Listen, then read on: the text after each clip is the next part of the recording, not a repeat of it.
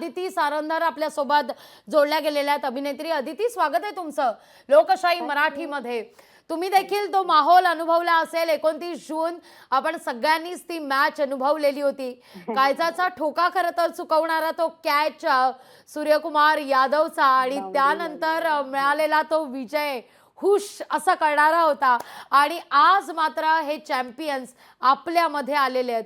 हा माहोल काही औरच आहे. त्या वर्षांनी आपल्याकडे ती ट्रॉफी पुन्हा आलेली आहे. मला असं वाटतं प्रत्येक भारतीयाची नजर त्या विजयाकडे लागून होती, कारण साऊथ आफ्रिकेने पहिल्यांदाच इतकी मोठी बाजी मारली होती फायनल पर्यंत आणि आपल्या विरुद्ध ते स्ट्रॉंगली खेळत होते आणि कुठेतरी ते स्ट्रॉंगली चाललेले असताना सगळे विश्वास ठेवणारी माणसं देवाला हात जोडून येत होती. पोझिशन्स बदलत नव्हती. आमच्यासारखी लोक एकाच ठिकाणी बसून होते. मी जस्ट ह्याच्यावरनं प्रमोशनवरनं आले बाईकच्या आणि विकेट पडली तर मला सगळे म्हणाले तिकडेच थांब. मग अख्खी मॅच संपेपर्यंत मध्ये ब्रेक व्हायचा तेव्हा तिकडे उभी राहिले होते अक्षरशः शिक्षा असल्यासारखी.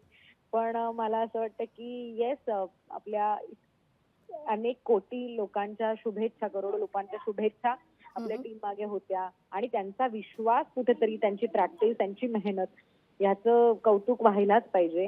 आणि आज ती विजयी टीम भारतात परतली आहे. त्यांचं जंगी स्वागत होतं. मनापासून अभिनंदन सगळ्या टीमचं.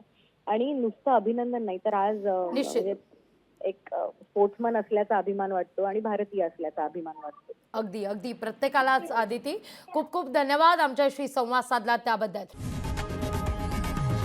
लोकशाही मराठी ऐका, पहा, जागरूक रहा.